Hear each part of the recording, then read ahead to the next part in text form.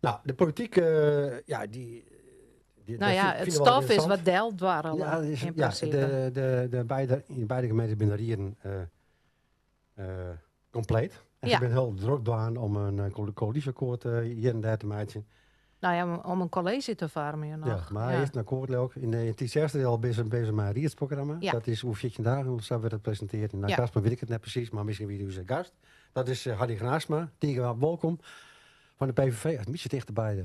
Zo? Ja. Ja. Die hebben we uitgenodigd om eens even te praten over twee dingen. Want ik zei straks in mijn inleiding al, Hardy Graasma die had vroeger in de Riers zitten als PVV'er in de Akaspelen.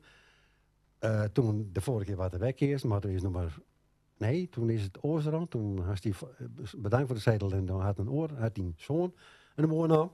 Bloedend familiebedrijf, denk ik hartvol. Maar nu gaan we zitten en nu zitten er weer in Heid en zoon zitten allebei weer in de lokale politiek. Maar het bijzondere is dat je zit in de provinciale politiek allebei. Ja. Nou, ik ken wel voetballers die allebei als twallingen ergens bij Green spelen. Dat ben de broer Koeman en nog wat. Wie kent ze niet? Ja. Maar dit is al wat vol, of net? Op twee plakken tegelijk met de hele familie besturen bepalen. Ja, vol in de zin van, we hadden druk mee. Dat is wel weer. En je kunt natuurlijk op haar. Of ik weet niet dat Jeffrey naar thuis bent, maar... Ja, Jeffrey bent naar thuis. Ja. Hij dan een heel deel politiek? Hoe ik het dan? Wel nee. Zelden of nooit eigenlijk. Nee, hè? Nee. Die vielen er gewoon aan. Als het Safir is en dan moeten we wat besprutsen over werklisten of wat er aan zit te komen, dan nemen we het wel eens even terug, maar we weten elkaar standpunt nou wel. Dus ja. Maar even waarom naar Agaspel? De vorige keer de keuze maken van om net in de ring te stappen. Ja. Waarom nou dan wel weer? Nou, het idee weer toen dat we erbij dienen komen, zo'n minimaal. Dat is een gedachtekronkel die we vaker maken, een fout. Dat als er landelijke verkiezingen binnen, en hoe dat in Agaspelen de PVV de grootste of op eenheid de grootste partij is, dan denk je van, oké, volgend jaar hebben we je lokale verkiezingen, dan komen we wel even goed binnen, ongetwijfeld. En dat gebeurt dan net. Dan gaan kiezers of net te stemmen, of toch weer op lokale partijen gaan ze stemmen. Ja, is dat het dan? Dat er eigenlijk de stemmen afsnoept worden tussen haakjes van de lokale partijen? Ja, dat denk ik wel. Dat denk ik wel, ja. Dat mensen nog steeds het idee hebben dat lokale partijen, lokale issues beter behandelen kennen als landelijke partijen misschien. En dat is absoluut net weer. Waar het echt volgen het. Dus de livestreams of lijfelijk aanwezig is in een Rietzeel en Sjocht. Hoe de PVV te vuur en te zwart iedere keer alles aanpakt. Die weet van nee, er is voor die gedachtegangen is er geen betere partij als de PVV, ik lokaal. Maar helaas, dat gebeurde net. En toen ik net. En ik denk, en ik moet er eerlijk bij zeggen, ik was zo back out van die voorzitter van die Borgenmaster. Waar weet het toen? Wie Hoebele Brouwer. En ik wil net nijskoppen, maar dat wie gewoon verschrikkelijk slecht. Dat weer verschrikkelijk slecht. Die man hier zo'n persoonlijke voorkeur. En, dus daar hiek ik heel moeilijk mee. En ik denk, nou zitten we hier aan met z'n beiden, dan redden we het wel. En zijn termine is aan, toch houden we aan, dus prima. Ja. Maar toen voelde het bord out. Dus ik zei, Jeffrey, als toezin hebt, pak doe het dan maar op. Want, en dat had er mij verven in. Meer dan, succes. Ja. Meer dan. Hij treft mij al in. Een goeie debater is het. Een enorme debater. Ja. Ja. Maar vind je hem wel, dan ben eigenlijk de stem wat oornaam terug de lokale partijen. Ken je hem als PVV ook wel overeenkomsten vinden met deze lokale partijen? Nou, hem tekent uw gedachtegoed wordt lekker goed wel een beetje verzinnwürdiger. Nee, dat is nou correct het dramatische, correct net. Dus als er verkiezingstijd is, waar we nou correct ik wel gaan, dan die lokale partijen, en laat ik maar man en paard noemen, we hebben het meest aan erger eigenlijk, dat is bijvoorbeeld de FNP, sorry Witske. Maar die profileert zich als een tamelijk rechtse partij dan ik. Tegen AZC's, voor de bevolking, voor inspraak, voor dit, voor dat. Tjibbe Brinkman die presteerde het zelfs om in het slotdebat hun partij te presenteren als de echte partij van de vrijheid. Oh. Ja, dan doe je wel. Nou, dat mag je al een keer, hè. Maar dat dan in de praktijk vervolgens blijkt dat ze alleen maar rechts lullen en links zakken vullen weer. Dus zodra de verkiezingen voorbij zijn, dan gaan ze toch weer over de linkerboeg. En er verhoort niks. Het gaat gewoon terug uit het gang. En nou is wel ik winst van Forum voor de Democratie. Dat eigenlijk vrij uniek in Friesland, denk ik. De beide Forum en PV in Achtkarspelen. Ja. Dat betekent Jim Achterban, toch? Die daarop stemt, of net? Een paar wel, denk ik wel, ja. Ja, we hebben dat wel jongen dat er mensen op straat ik bied kan vast een beetje flyer in dat ze zijn van, nou, ik zwets naar FVD.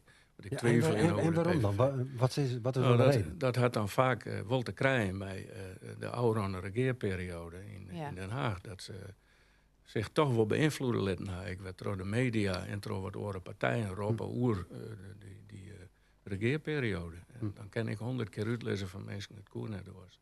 Geert die had van het begin af aan had er alles slikt. Hij mocht geen premier worden. Plasterk die er toen aan droeg, mocht geen premier worden. De noodwet, hoe de asielopvang enzovoort, dat mocht net, dat kon net. Hij moest van alles in een ijskast zetten om maar NSC en VVD in dat kabinet te krijgen, om ze Safir te krijgen. Toen had er zijn van oké, ik doe het. Ik laat zien dat wij alles aan de kant zetten willen, dat we compromisbereid zijn, maar één ding blijft staan. En dat is dat migratievraagstuk, het asielprobleem. Daar willen we keihard in wezen. Dat mij moest gunnen. Nou, en we hebben zien, oorlog lang, dat net gebeurd is. Ik vanuit de eigen coalitie is dat iedere keer saboteert en traineert tot en mij.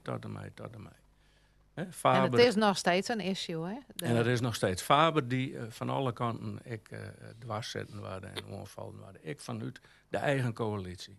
Nou, nee, een bepaalde periode had Geert zei van, nou had iedereen toch wel terug. Hoe de hazen rennen. Ik maak nou toch wel de stekker eruit lopen kennen. Want dat advies je er al van het begin af aan kregen. Je moest net aan beginnen. Ik zei, ja, maar dan krijgen we dat verwit. Dat we nou eindelijk de kans hebben en dat we die kans net benutten. Dus we matten wel, hoe dan ik. Dus dat had ik die in mij verven. In mijn optiek. Maar nou hoorde leren te zijn van, ja jongens, maar nou is toch iedereen wel duidelijk.